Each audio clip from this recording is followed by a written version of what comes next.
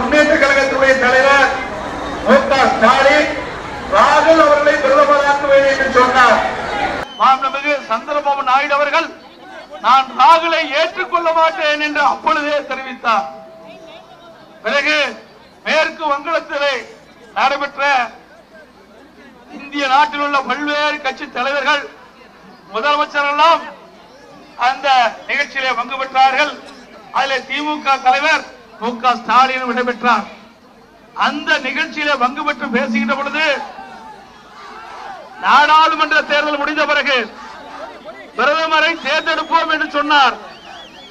ஆக தமிழகத்திலே ஒரு பேச்சு, வெளி மாநிலத்துக்கு சென்றால் ஒரு பேச்சு. நம்ம ஊர்ல சொல்லுவாங்க பச்சோந்தினா, அந்த பச்சோந்தி என்றால் ஸ்டாலினுக்கு தான் பொறுப்பு.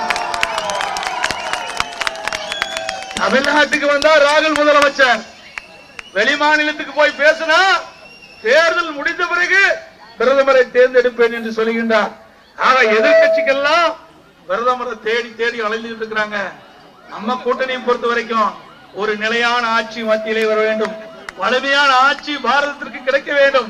அதற்கு ஒரே தலைவர் பாரத பிரதமர் தான் என்று முடிவு செய்து அவருக்கு நாம் வாக்கு சேகரித்துக் கொண்டிருக்கிறோம்.